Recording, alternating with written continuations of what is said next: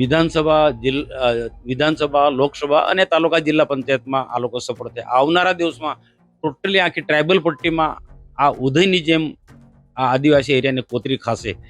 એક બાજુ ઘમંડ, એમનો પૈસો, એમની સત્તાનો નશો હતો, અને એક બાજુ અમે ઈમાનદારીથી આ ચૂંટણી લડ્યા અને જનતાએ અમારા પર ભરોસો કર્યો છે. સ્થાનિક સ્વરાજની ચૂંટણી પૂર્ણ થઈ ગઈ. ભારતીય જનતા પાર્ટીને મોટા ભાગે બધી જગ્યાએ બહુમતી મળી, પણ અમુક વિસ્તારો એટલે ગામડાઓ જે છે એણે આમ આદમી પાર્ટી અને કોંગ્રેસ પર ભરોસો મૂક્યો. અપક્ષના ઘણી બધી જગ્યાએ ઉમેદવારો જીત્યા. આદિવાસી પટ્ટામાં એક વાત જાહેર થઈ કે એક જ ચાલે, ચૈતર ચાલે, અને ખરેખર ચાલ્યા પણ ખરી. આદિવાસી પટ્ટા એટલે કે નર્મદા, ભરૂચ, અનેક વિસ્તારોની તાલુકા પંચાયતમાં આપનો દબદબો દેખાયો. એના પછી મનસુખ વસાવાને સાંસદને જ્યારે સવાલ પૂછવામાં આવ્યો કે આપનો દબદબો હવે બનતો દેખાઈ રહ્યો છે, વિધાનસભામાં પણ તમને આ અસર કરી શકે એમ છે, ત્યારે મનસુખ વસાવાએ એવું કીધું કે આદિવાસીઓને ગેરમાર્ગે દોરી અને આ મત લેવામાં આવ્યા છે. અમુક એવા તત્વો છે જેણે આ બધું જ કર્યું છે. અમારાથી ક્યાંક કમી રહી ગઈ હશે. એટલે એમણે ભારતીય જનતા પાર્ટી વિશે પણ વાત કરીને એવું કહ્યું કે ઉમેદવાર પસંદ કરવામાં કમી રહી ગઈ હશે, અને એટલે આમ આદમી પાર્ટીની તાલુકા પંચાયત અને જિલ્લા પંચાયતમાં આટલી બધી બેઠકો આવી છે.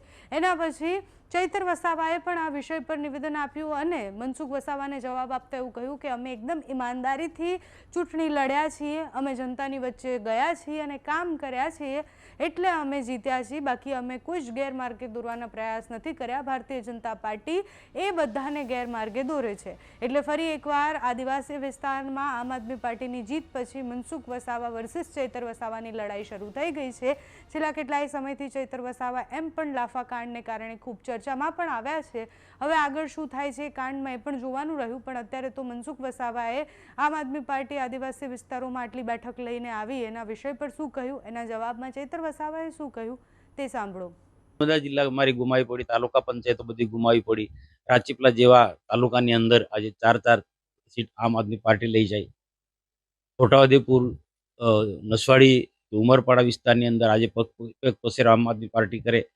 એક ચિંતાનો વિષય છે. પાર્ટી એના માટે ચોક્કસ મંથન કરવું પડશે અને આદિવાસી સમાજને, આદિવાસી યુવાનોને જે કોઈક પ્રાણ પ્રશ્નો છે, જે કોઈક સિંચાઈને લગતા પ્રશ્નો છે કે રોજગારીને લગતા પ્રશ્નો છે, અથવા તો પછી જે પણ કોઈ આવા પ્રશ્નો હશે, એના માટે સરકારે ભારતીય જનતા પાર્ટીને જે સંગઠન જે છે એ સંગઠન આના પર જબરજસ્ત મોટો અભ્યાસ કરવો પડશે. નહીં તો જેમ મેં વાત કરી તે પ્રકારે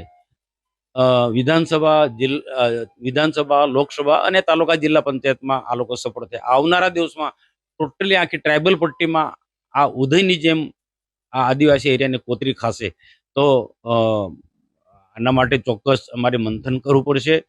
જે પ્રકારે નર્મદા જિલ્લામાં જિલ્લા પંચાયત અને 4 જેટલી તાલુકા પંચાયતમાં જનતાએ અમને સંપૂર્ણ બહુમતી આપી છે, ત્યારે જનતાનો જે વિશ્વાસ છે એ વિશ્વાસ કાયમ ટકી રહે એ પ્રકારની સેવાની કામગીરી અમે કરીશું.